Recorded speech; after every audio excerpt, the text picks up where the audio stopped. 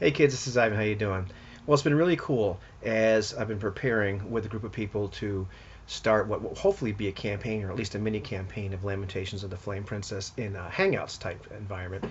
We've been talking about, what are the characters going to be like? What do we want to do? Where do they want to start? It's always kind of neat. It can be a little bit overwhelming when you have a like something like a Facebook Messenger conversation and your phone keeps going off, whatever. As we've got four of us talking about this. I mean, right now we got myself and Dark Age Roleplay Games, Jason and Josh James and Lee Rimmer, your humble game master, all talking about various stuff, and you know, uh, there's been all kinds of different directions this conversation was going on, but one of the ones that we started talking about was role playing ability scores, and Jason actually just did a video about that, and he and I have some different takes on it. I like to role play ability scores a little bit more. I understand where he's coming from, but the subject of intelligence came up, and that was a lot of fun. I just kind of wanted to throw in my 2 cents a little bit. I've made some videos about role playing attribute scores before, and this is really not a D&D or an OSR kind of thing. This can really apply across the board to various games. I might throw a D&D number at you, but that's about it, or Lamentations number at you. I think how the conversation started up was, as they're rolling up their characters and what have you. Josh rolls up this guy, first character, because they I think rolled up a few characters, just in case somebody dies, and Josh rolls up this guy with a 6 intelligence, and so he starts talking about, well, geez, why does he have a 6 intelligence? Just having a little fun with a fluff. It's like maybe he got hit in the head at some point, and so we're talking back and forth about what does this all mean and how do you role play a person like this or whatever, and it's all personal preference and flavor and what have you.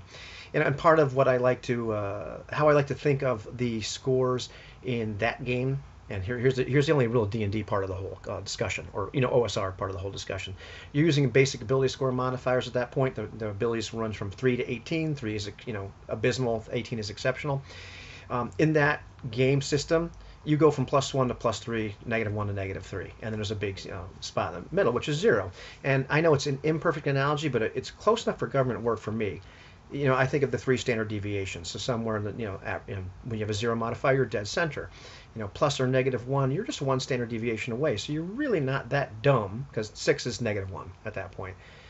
You're a little bit dumber than normal, but you're not super dumb. And then as you go, farther down the scale, you get dumber and dumber, but you get 2 and then 3 standard deviations away. And then there's people that are even, not, less bright than that.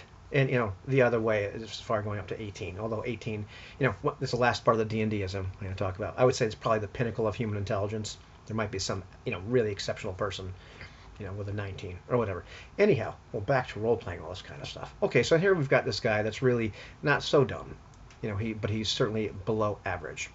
And Jason's video was pretty interesting, talking about how do you role play this? Do you not role play this? What does the attributes really mean? I don't want to get into that. I'd rather save that for a separate video.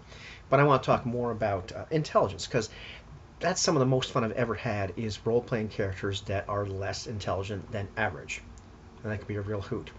But one of the things that I immediately thought about as we're talking about this, and I think it was probably when Jason was talking about, the idea you might want to defer to somebody else. You don't necessarily have to role play a person of lesser intelligence as being stupid, but you might not be, the guy that's going to be doing the really clever thing, or trying to solve the mystery or whatever. And I'm thinking to myself, well, not really. And I'll tell you why. There have been a ton of studies done, and I'm not going to go into all the nuances, because there's all kinds of various results by people that are much smarter than I am. I just read a couple of them now. Try to make sure I knew what I was talking about, or something like it.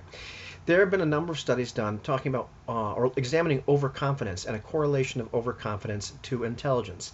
It's funny, because the classic thing is, like, if you ask a bunch of people, they will all rate themselves as having above average driving ability. It's the Lake Wobegone effect.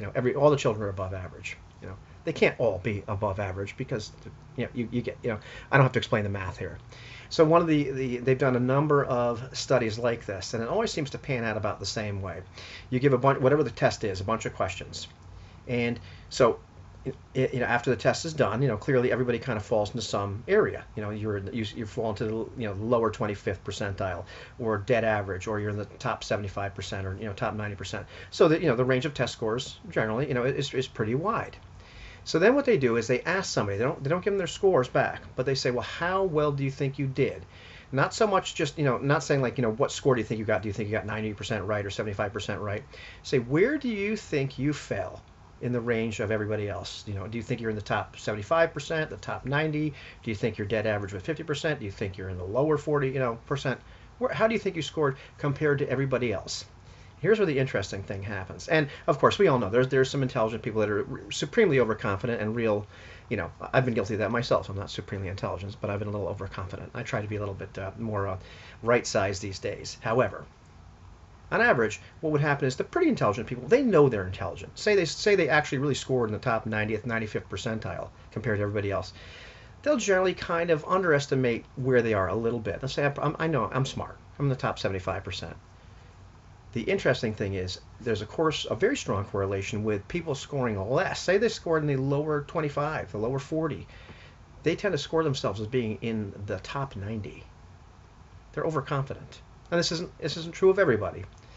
But the takeaway from tests or studies like that is, on average, people that are less capable or less intelligent don't know it.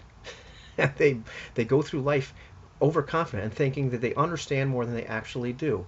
This provides a phenomenal role play, fodder. So as you play the dumb person, you just don't have to play them dumb and stupid. And I know I've done that too. That's going to be a lot of fun playing the bumbling guy, kind of knows he's a little dumb. It's a lot more fun playing the person that has no clue they're stupid and having, or less intelligent than average. Let's be nice. No clue they're stupid, and having them bumble through scenes, overconfidently, jumping to conclusions that have no real basis in fact. And depending on how funny you want the game to be, you can be just a little bit of humor or a lot. And it doesn't have to be turned into a laugh fest and make the game not serious. But I find that, at least, given my druthers, I love it when we have an opportunity to do something like that. And we get to play people that just, they don't realize that they don't quite get it. That to me is just, phenomenal. And it doesn't just have to be a missed role. Like I think I played in Jason's game. I forget what we were playing. I guess it was Basic Fantasy role-playing game, where my character just simply misinterpreted something, and so he went off in a different direction. He was a rather intelligent character. That's fun, but he completely decided that somebody was, I think, a necromancer or whatever. That's a failed die roll. But playing the character that's just not all that intelligent and wouldn't be able to figure stuff out to begin with, as being the guy that thinks he should go talk to the mayor. He should go do this negotiation. He knows what the answer to this mystery is.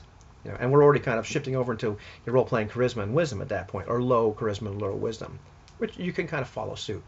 But yeah, I think the overconfidence effect, the Lake Wobegone effect, is something that it's too good to not use. So I love role-playing lower than average intelligence in that manner. And that transcends various game systems and just everything. Most games have some kind of intelligence statistic or attribute or whatever. So what do you think about all that? Maybe I'm really one of the people that's not all that smart. And I just think I'm a little smarter than normal. Maybe I should stop making videos. What do you think?